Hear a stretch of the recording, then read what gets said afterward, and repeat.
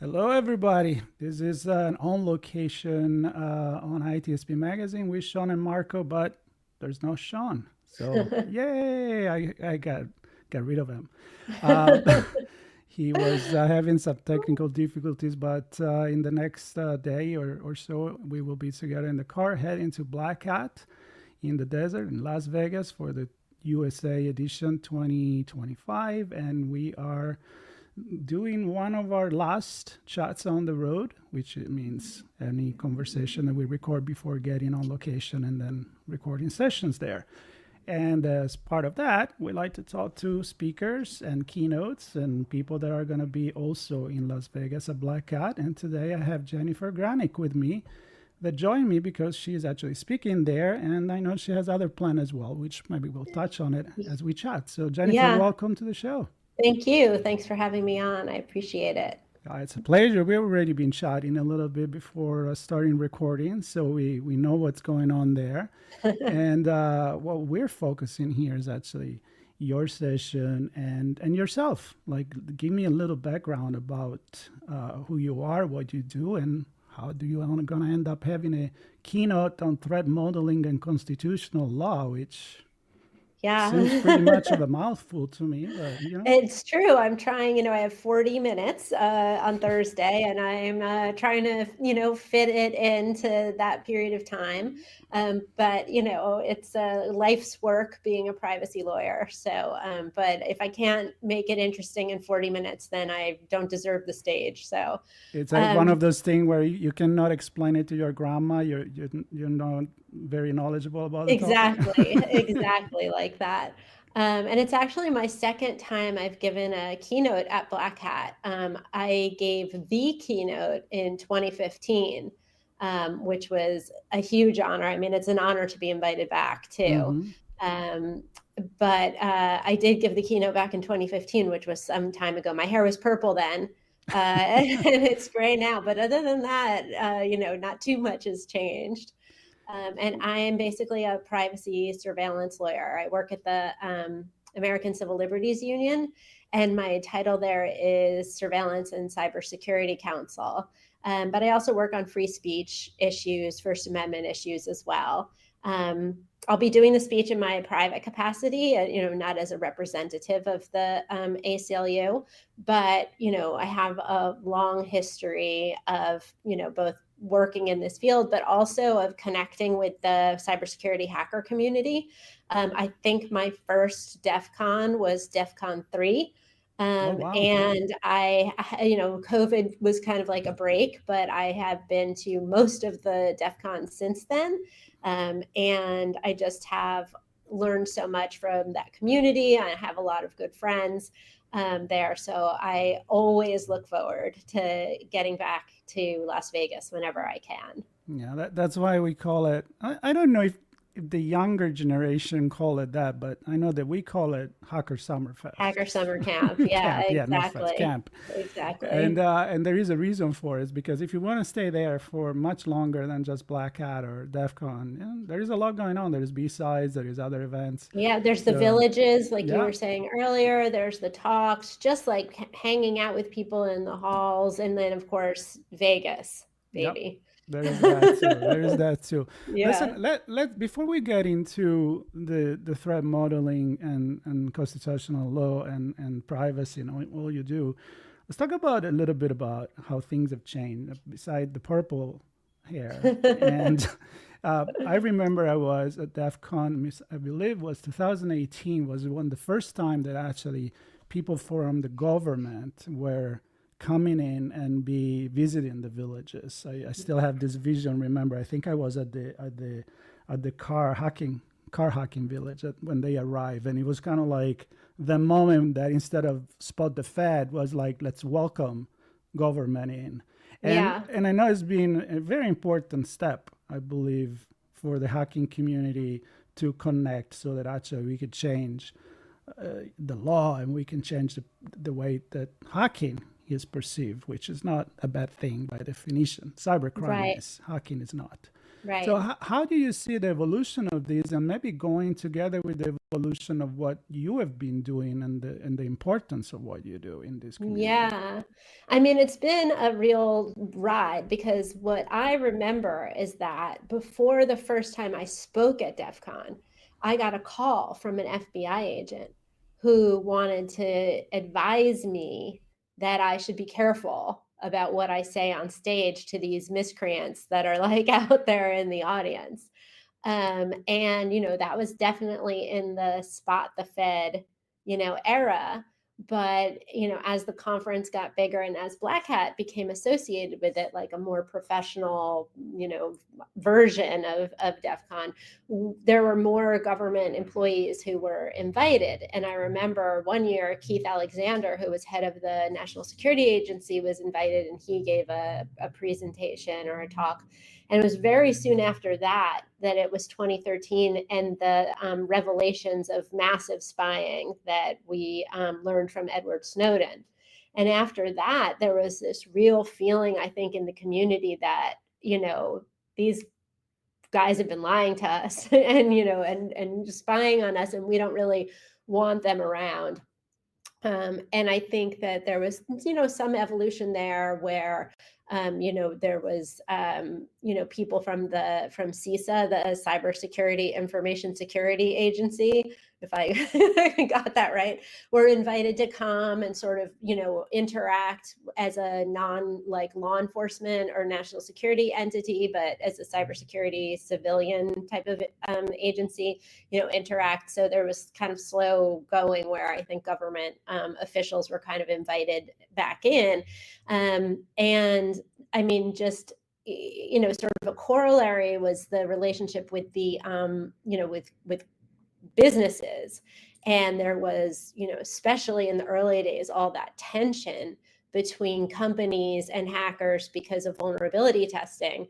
And so companies, didn't want to, didn't want their systems tested by outsiders, didn't want anybody reporting the vulnerabilities, didn't want to pay any bounties, or anything like that. And that's actually how I got my start in this business. Was I was a criminal defense lawyer, and it just was like suddenly various people who were hackers were getting sued or investigated for their, for their hacking, for their exploration of systems, for their vulnerability testing and that sort of thing. And so I became a lawyer for people who were, retaliated against for this kind of work by, whether it was corporate America or, investigated by the FBI or whatever.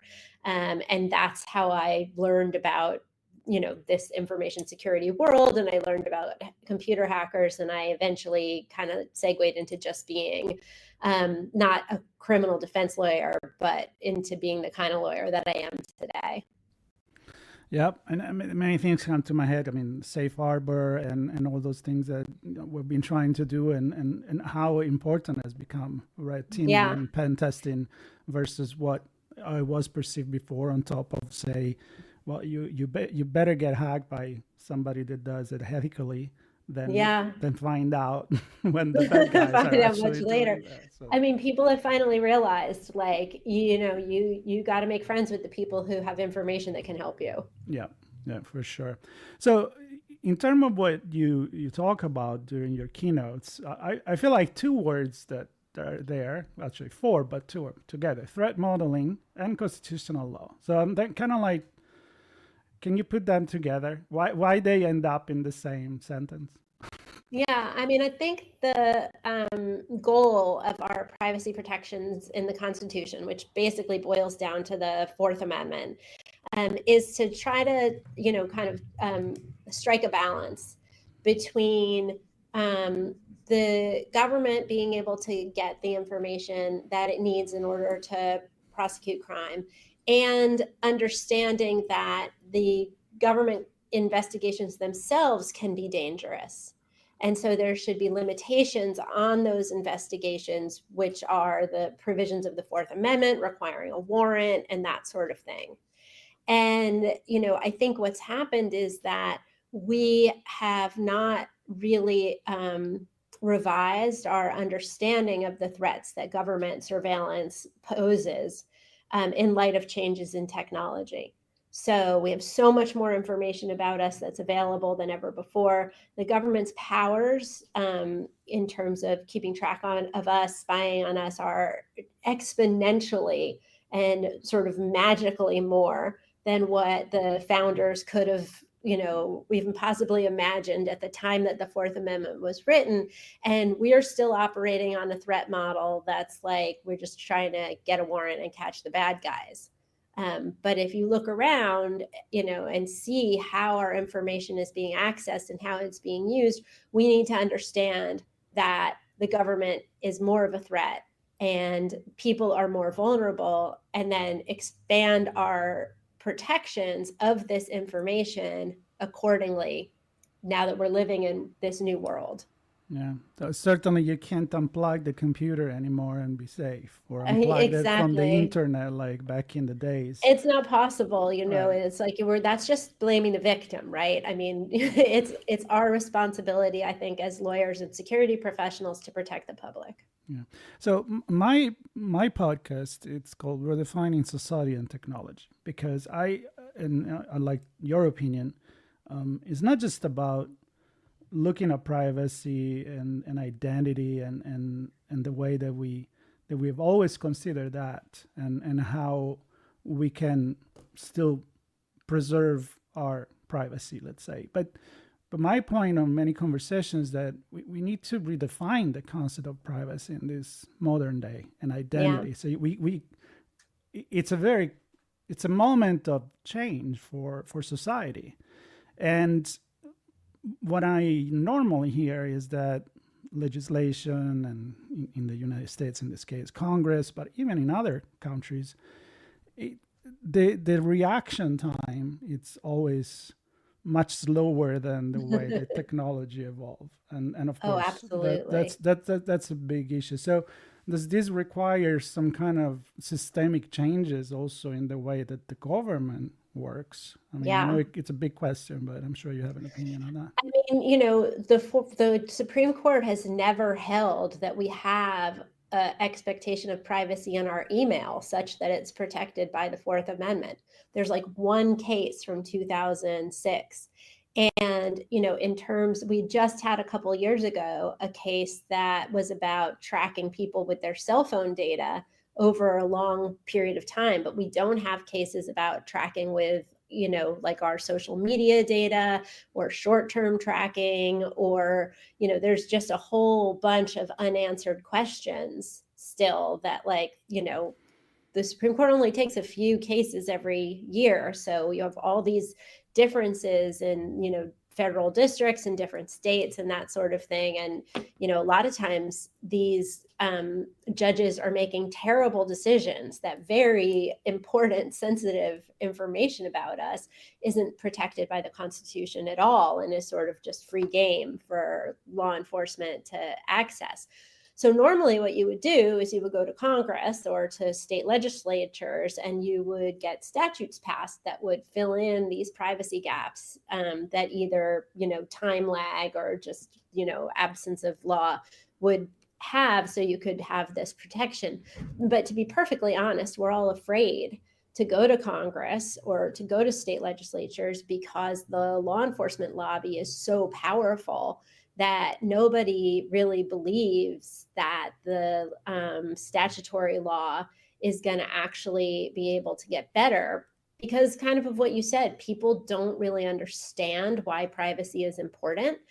They don't really value it the way that they should.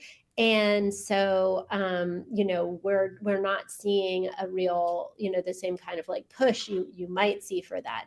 There are bills certainly in Congress that are meant to try to patch these holes. And I can talk about, one or two of them if you're interested. But it's hard to get Congress to do anything these days, whatever it is, they're, not very productive in terms of actually passing laws. Right. So here we are, kind of swimming around in a world that has a lot of uncertainty about how our most sensitive data is protected, if at all. So the threat modeling is not working. What will be, and I'm sure that's what you're going to talk about in the presentation. So without telling me the end of it, don't spoil it. Because I want people to still come. So exactly, that's the yeah. goal. We want people to be like, hey, that's going to be an interesting presentation for sure. But so what are the points that you're going to touch on? Let's say this during your conversation, and who do you think or wish would take part in the audience to what you have to say? I mean, my view is that to a large extent, technology has taken our privacy away by creating all these services that we know and love and that we can't stop using, but which are just basically feeding off of our information in a variety of different ways, legitimate and illegitimate. And the law hasn't stepped up in the way that we just discussed. But I believe and am optimistic that technology can give us back some of the privacy that it's taken away, just like we've seen more and more chat services go end-to-end encrypted. I think we can, as designers and engineers and security professionals, look at the information and figure out, data minimization, data retention. Is there a way that I can engineer that my company can use the data that it needs in a way that is anonymized, in a safe way? There are various, sort of options that technical experts, if you really took it seriously, could do to take this information and, not basically just have it out there for, not just governments, and certainly not just our government, but for hackers and identity thieves and all those other, threats as well. Yeah. So sometimes we say tech's going to fix tech, and people will roll their eye. Like when I heard that AI should fix AI, I think Schmidt said that, but and I'm like, okay, maybe to a certain extent. And I think that's the key, to a certain extent, meaning not going to fix it itself, but we definitely have the technology to fix that technology that is not working. And I always bring that example. It's been coming with us, me and Sean, for the longest time, where if you walk into a bar and you have to prove that you're over 21 to drink, they don't need to see where you live. They don't need to see a lot of other things about you. They just need to see that you're 21. And when you get your thing back, there's not going to be a record of that driver license that is being scanned. So it's kind of like right now, the way it works from my perspective is that you're just accessing so much information that you don't actually need. Well, you may need it later. It's almost like, let's get the data. We may need it later on. Yeah. And I think that's the dangerous attitude. I think that's the dangerous attitude. Like, let's just take it and have it sitting around in case we need it for some other purpose later on. Yeah. But I think your point, about the driver's licenses, this is something my colleague does a lot of work on. Sometimes all you need to know is the person is over 21. That's all you need to know. And with technology, we have the capability of doing that. And engineering systems that give you just the right amount of information and no more.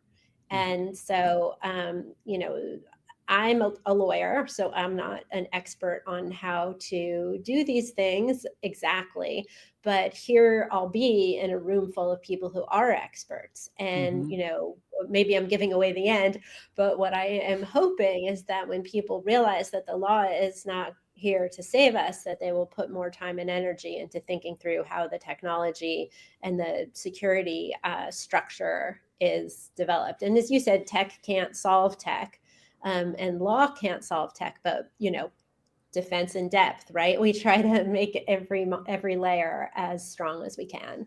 Yeah, it's that complexity that when you have the right time, I feel like you have a convergence of technology and maybe thinking, and maybe it's the right time you get the right tools to make things happen. And I honestly, I want to be optimistic. I mean, I can go utopian to dystopian in literally one fraction of a second, and it's kind of like really weird. We're living right there. Both is true. This is awesome, and they're like, oh my god, no, this is horrible. Yeah, and vice versa. So, yeah, I think maybe we are there, and I think conversation and presentation like this. So, if you could imagine few, like a question or two, just to end it, you would like people to ask you at the end of the presentation, what would that be? That's a good question. What question would I like to be asked? Yeah.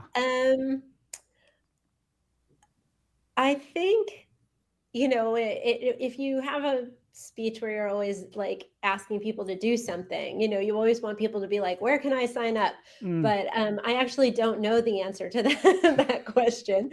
But being, sort of motivated to understand it, I think would be awesome. In a way, I hope that everybody understands me so much that they don't even have to ask a question.